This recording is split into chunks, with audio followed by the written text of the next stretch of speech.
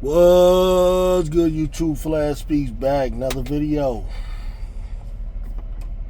Well, we had some WNBA action last night. Playoffs, second round, second games. And looks like the Aces are down 0-2 to the New York Liberty. Woo, New York is not playing. And the Lynx tied the series up 1 apiece against the Connecticut. But before we get into that real quick, Clarkies are now like, they're content creators. I guess they're like scrambling for stuff to talk about, because they don't really want to talk about the other ladies and the other teams. They only want to talk about the Fever and Caitlin Clark, right? So now you got to, since Caitlin Clark is not around, she must be away and hiding or whatever. I think she was on 60 Minutes or something, but but most of that stuff is positive stuff, so they're not those types of guys. So now their thing is reporting that the ratings has dropped. Reporting that the ratings has dropped since Caitlin Clark and the Fever were eliminated. And I'm trying to figure out what's the purpose of doing that. Like, what would be someone's purpose of doing that?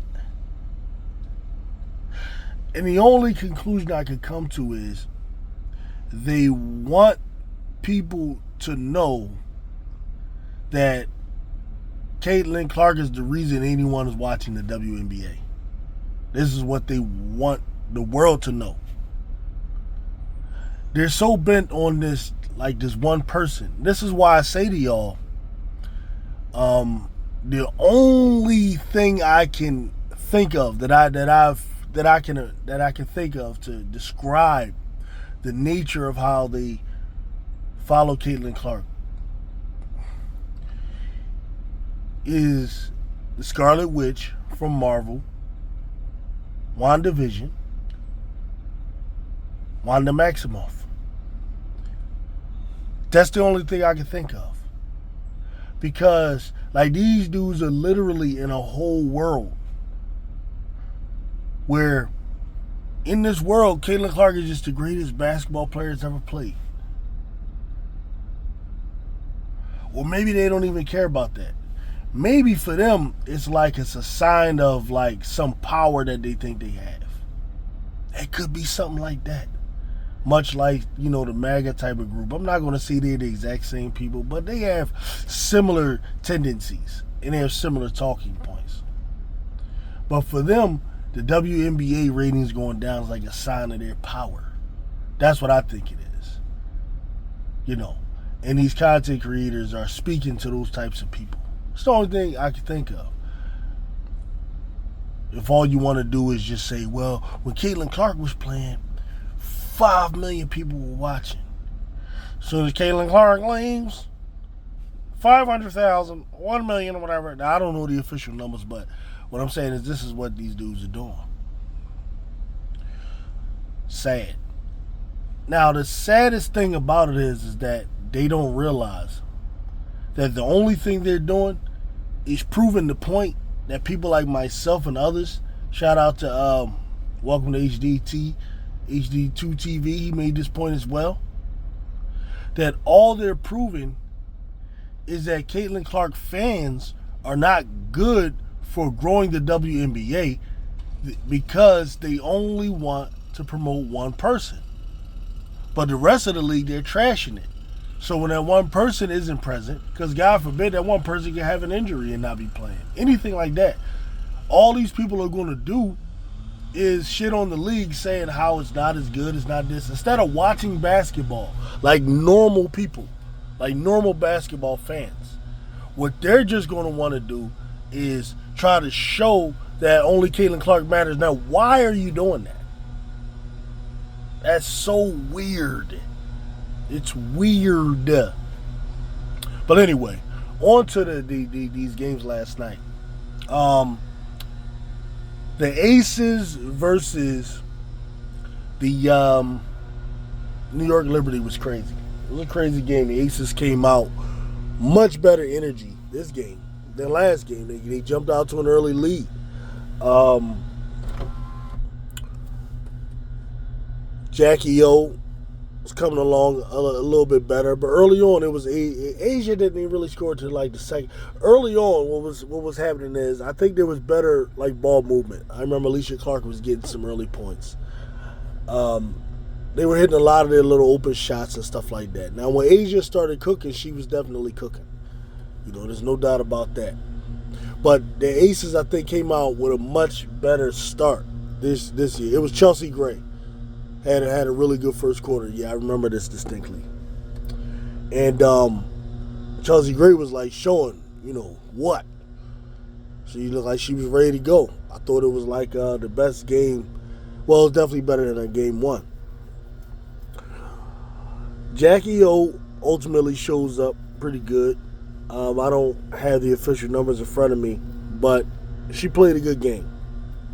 It was Kelsey Plum who was really, really, really bad in this particular game. Plum wasn't that bad in game one. I know she kind of showed up, but Jackie was kind of struggling on offense. This was the opposite. In this game, Kelsey was struggling on defense, and she was struggling on offense. So at certain points in the game, they had to sit her and bring her in for offensive purposes, as a floor spacer and as someone who could knock down a shot, because it was really, really bad for the Aces. Now, what's happening between the difference between the Aces and New York right now, from what I'm seeing, is New York, number one, their players are just more focused for some reason, and I mean their bench players here specifically. I'm definitely going to talk about Miss Ionescu when that time. There's no doubt about that. Gotta mention that. But their bench players, New York's bench players, to me seem a lot more on point, ready to go. Tiffany Hayes, I think, is like the only bench player the Aces can really rely on. I do like the backup point guard, whose name I forget right now. I do like her on defense, the way she comes in, the effort she gives, the punch that brings.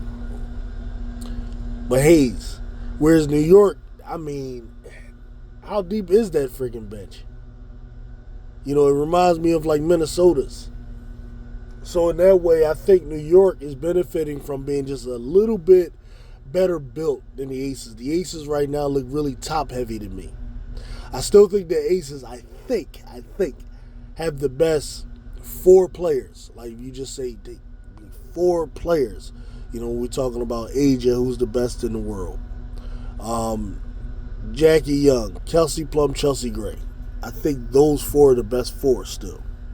But then when you get to the fifth player, the sixth player, and stuff like that, it gets a little complicated. And then New York has a four that I'm seeing that matches them well.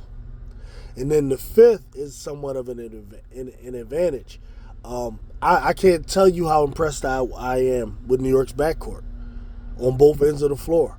Lainey Hamilton is like, besides maybe Carrington, she's putting forth some of the best perimeter defense I've seen.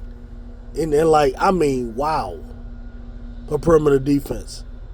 And Sabrina is like really, really, really out there defending. For real. She's making plays. Shoot a three, then come down, block a shot.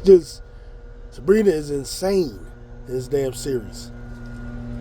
And it's like, I love the way she's like controlling the game and controlling the pace. It's crazy. She can go get her shot whenever she wants. She knows how to pick her spots. It's like, wow. But the main difference that I'm seeing between these two teams, New York is moving the ball more. They're just playing better basketball than the Aces, just generally. And this comes as a result of being healthier all year. You talk about Chelsea Gray, the amount of time she missed, I think has really hurt the Aces. Because they just haven't had enough time together to play like as a unit. I mean, they'll destroy most teams on every night, but when you start playing those Minnesotas and you start playing those New Yorks, you can see the difference in continuity. You know, they came as a result of, for a time, you got Kelsey Plum playing the point guard. And there's a time you got Jackie playing the point guard. You know, and then when Chelsea comes back, you know, they need that time. You know, we're talking about New York, who just had this chemistry going from last year to this year. You know, it's like, it's crazy. It's really crazy. Sabrina. Whew. Just dominant, man. Just dominant last night. And she's not, I mean, outplayed Kelsey Plum. Crazily outplayed her. You know, I don't know what's going on with Plum. Jackie Young, I'm hearing she's injured to a degree. She's injured. She has some sort of injury, which is undisclosed exactly what it is, but she's playing in a lot of pain. And I actually do believe that. I do believe that because she doesn't look the same. Jackie Young, when we talk about the beginning of the year, halfway through the year, she was one of the most impressive guards. Like, I was putting her up there as possibly the best two guard in the league because of what she does on both ends. She was playing better than Jewel Lloyd. She was playing better than Kelsey, for sure. Better than Kelsey Plum, without a doubt. You could argue she was playing just as good as Sabrina, if not better, because there was a time, you know, when Jackie was playing that point guard. You know, now because New York had the more consistent, better record, I can understand someone saying Sabrina had the better year, but I mean Jackie before the Olympic break was a beat. It was nowhere near. She was light years above better than how she's been. She's been very inconsistent since then. And I'm hearing it's an injury. And I could believe it. I could believe that. Because she looks that much different to me. Plum. I don't know. Maybe she is just an inconsistent player. That could be. You know, maybe she just, I don't know. Just had a good night the other night. And not this tonight. That happens. I think the defense had a lot to do with it. I mean, the defense they were putting on Plum was crazy. Whether it was Lainey Hamilton or the other sister that comes in off the bench, who, I mean, at times, like, they're just so tall. You know, they're throwing so much length at her, and that's what happens in these playoffs. You know, I think it's a combination of both of those. Sometimes, you know, great defense and pressure defense. All you have to do is not allow a player to get into a rhythm, you know.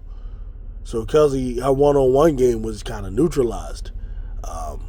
Now we can fault the Aces for not running picks at times. Sometimes you just got to run a pick for players like Kelsey to get her going. You know, get her in the open, get her out there in the open, do a catch and shoot. And that's the one thing I like about her game. She can play one-on-one. She can catch and shoot. She can play on ball, off ball. I like that about Plum, you know, but she was horrible yesterday, you know, and then on defense, they're taking advantage of her because she's small. And she's tired, frustrated, foul trouble. It was just bad. Jackie played better, like I said. Stokes, man, that's the one area, man. You know, you got Jonquel Jones. You can't put Stokes on her, so now Asia's got to deal with Jonquel Jones. Now who sticks Stewie? This is the problem. Now you got to put Alicia Clark on Stewie. This is the problem. Makes you wonder about, like, having Kate Martins and players like that are unplayable. Maybe they could have a roster spot to a defensive player there. You know, that could really be used. I don't know. But these are things the Aces probably got to think about. Yeah. Maybe call Candace Parker. Maybe she can come off retirement real quick. Sign a 1 week contract, 10 days or something, man. I don't know. It's looking bad though, man. I guess Aces ain't out. It ain't over till it's over. You still got Asia Wilson. Maybe, I don't know, but I got the feeling, man, with the way it is. Chelsea Gray, just whether she's older or she ain't right, in combination with Jackie Young maybe being injured and compromised and not being right, and then Kelsey Plum being inconsistent. Looks to me like the Aces, man, I don't know. I think they'll take it. I think there's a good chance they take it 5 games, they win the next 2. I think there's a chance they could do that, but I don't know. It's looking like New York is set to take that this year, man. Let me go ahead and get back to work, man. Let me know what y'all think. Peace out.